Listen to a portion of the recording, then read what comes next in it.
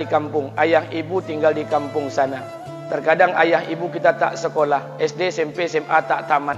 Dia sekolahkan kita SD, SMP, SMA, S1, S2, S3 dengan harapan hidup kita lebih baik daripada keadaan dia sekarang.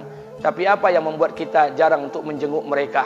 Saya ingin sampaikan buat kita bersama, ayah ibu kita tak tahu kita ni eselon 1, eselon 2, Pak. Ayah ibu kita tak tahu pangkat PNS kita 3A, 3B, 3C, 3D, 4A, 4B, 4C, 4D.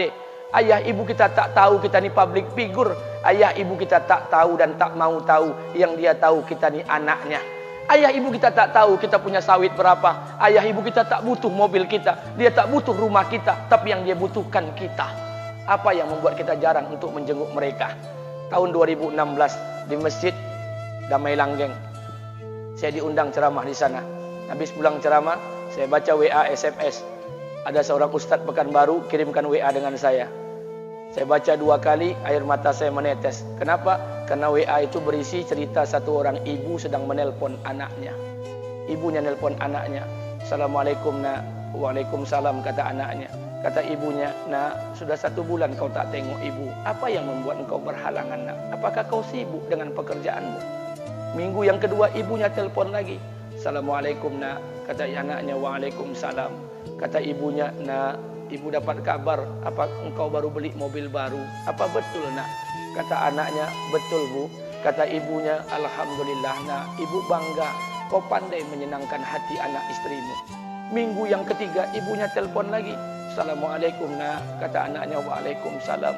Kata ibunya, nak, ibu dapat kabar bahwa engkau baru beli rumah baru. Apa betul, nak? Kata anaknya, betul bu. Kata ibunya, alhamdulillah nak, ibu senang kau bertanggung jawab dengan anak istrimu. Minggu yang keempat ibunya telepon lagi. Assalamualaikum nak. Waalaikumsalam. Kata ibunya, nak, tadi ibu pergi ke pasar, ibu jumpa temanmu di pasar. Kata temanmu di pasar, temanmu banyak bercerita tentang kamu. Kata temanmu tadi, kamu baru beli anak anjing seharga 40 juta dari negeri Belanda. Apa betul, nak? Kata anaknya, betul. Kata ibunya, nak, dengarkan pesan ibu untuk terakhir kalinya.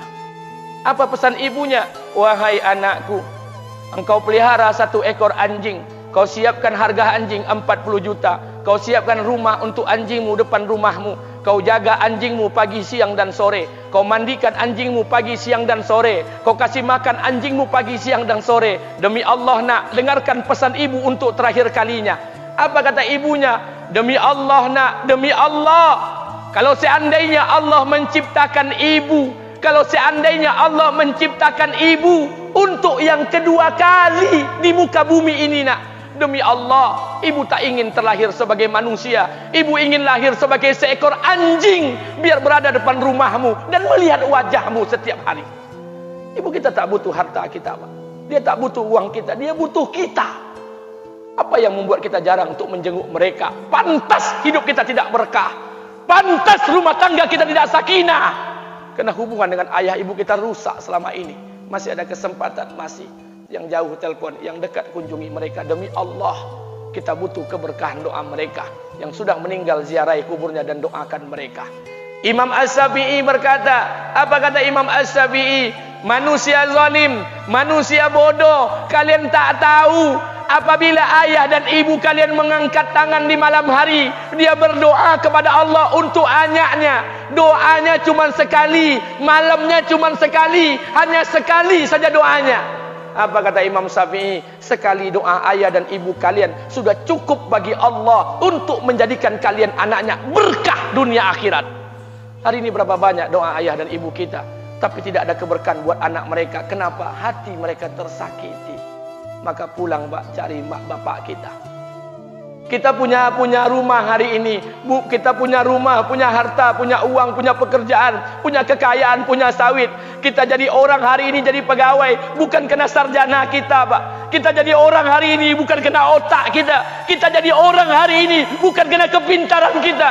Kita jadi orang hari ini jangan-jangan kena keberkahan doa ayah dan ibu kita yang tak pandai tulis baca di kampung sana. Cari mak bapak kita, Pak. Demi Allah, kita butuh keberkahan doa mereka. Apa guna di kehidupan dunia sementara Allah tidak ridho dengan kehidupan kita? Pantas amal kita tertolak di sisi Allah. maka pulang ke rumah cari mak dan bapak kita yang masih hidup, duduk bersama mereka. Kalau seandainya kita tak bisa membahagiakan mereka, jangan pernah menyusahkan mereka. Kalau seandainya kita tak bisa membuat mereka tertawa, jangan pernah membuat mereka menangis. Demi Allah, kita hanya punya satu ayah kandung, kita hanya punya satu ibu kandung. Tidak akan ada ayah kandung yang kedua, tidak akan ada ibu kandung yang kedua. Harta kita cuma satu, ayah kita cuma satu, ibu kita cuma satu. Tidak akan ada ayah kandung yang kedua, tidak akan ada ibu kandung yang kedua. Pangkat jabatan bisa dicari, harta bisa diraih, kesempatan membahagiakan ayah dan ibu kita hanya sekali di kehidupan dunia ini, Pak. Pulanglah. Ketika mereka memanggil, tinggalkan istri, tinggalkan pekerjaan, tinggalkan semua proyek kita. Demi Allah, datangi mereka. Kata Nabi, sesaat kalian duduk bersama ayah dan ibu kalian akan mendatangkan keberkahan. Kenapa kalian tidak duduk bersama mereka? Jangan-jangan inilah yang menjadi penyebab amal-amal kita tertolak di sisi Allah.